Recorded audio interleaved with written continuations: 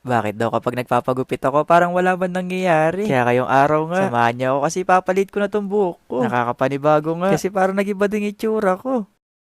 At dahil sarado na nga yung computer shop mga guys, gagala muna si Chawot. Magpapagupit nga ako ngayon. At yung nire-request nga nung karamihan ay yung bang clean cut, yung short hair, o yung maiksing buhok. Nagbumukha na daw kasi ako multo sa buhok ko ngayon. Chot! Dati maikli lang din talaga yung buhok ko. Nauso din kasi yung gantong hairstyle. Kaya ngayon nga, iibahin na muna natin. Matagal ko na gusto magpagupit na maiksi. Kaso nga lang hindi po pwede. Kaya ngayong pwede na. Papaikli na natin to mga guys. Yung bang kalahati ba sa noo? Halos 2 taon na nga yung ganito yung hairstyle ko. Kaya di rin ako sigurado kung magiging bagay ba natin yung maliit na buhok. Pero isa lang din yung sigurado ako na kapag nagupitan nga ako na maiksi, magiging presko talaga sa pakiramdam. Bago din pala ako pumunta dito, nagpabook na din ako kay Director Jin. Maganda kasi dito mga guys. Kapag napunta ka nga dito, para ka rin talaga nasa loob ng Korea. Halos Korean kasi yung mga tao na nandito. Kaya mapapaanyo nga sa'yo ka na lang sa wala sa oras. Shot! Andito na pala si Director Jin. Na siya nga'y nag-aalaga ngayon sa buhok ko. Nung sinabi ko nga sa kanya kanina na gusto ko yung short hair, nagulat talaga siya. Sabi niya bakit naisipan ko daw magpa-short hair. Pag nagpagupit nga daw ako na maliit, hindi ko na daw magiging kamukha yung mga nandito sa picture. Shot! Hirap nga ako mag-explain kay Director Jin. Lala dumudugo yung ilong ko kapag kausap ko siya. Basta sabi ko sa kanya, I want short hair. Kaya na makuha na nga niya yung gusto kong gupit, pinadiretso na din kami dito sa shampoo room para makaligo na. Ay ma-shampoo pala yung buhok. Nakakatuwa nga dito mga guys, kasi pati yung tenga mo nililinis din nila.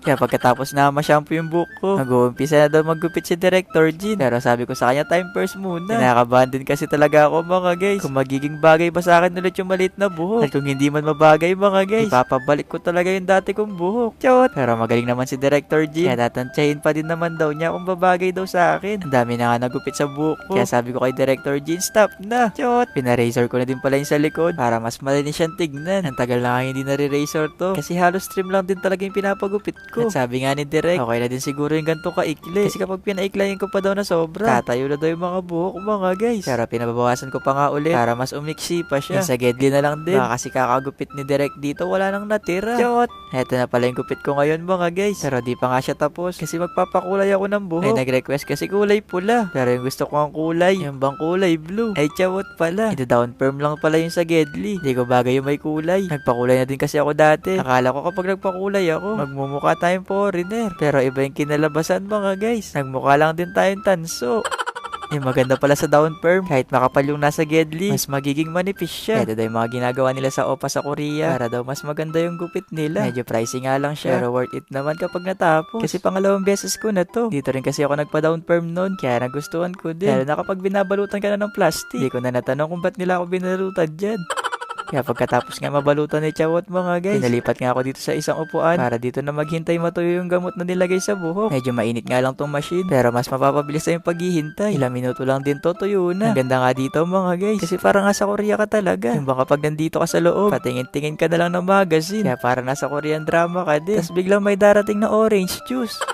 Ang tagal ko na hindi nakakainom ng orange juice. Ang sarap pala ng lasa niya. Malalasahan mo talaga yung pagka-orange niya. Yun nga lang talaga kulay yellow yung kulay niya. Chawat! Namatuyo na kayo nilagay nilang gamot. Pinaligo na ulit nila si Chow. Ang presko nga sa pakiramdam. Kasi ang liit na ng buhok ko ngayon. Baka manibago kayo. Kasi ako naninibago habang tinitingnan ko yung sarili ko sa salamin. Pero mukhang bagay naman. Ay di ko sigurado kung bagay. Parang mas bagay tayo. Chawat! Heto na pala naging resulta mga guys. Sa gupit ko nga ngayon para mas bumata ako ng 2 taon. Kaya shoutout ko si Director Jin kasi sobrang ayos ng ginupit niya sa akin ngayon. At nagustuhan ko din talaga na sobra. At heto na pala yung finish look mga guys.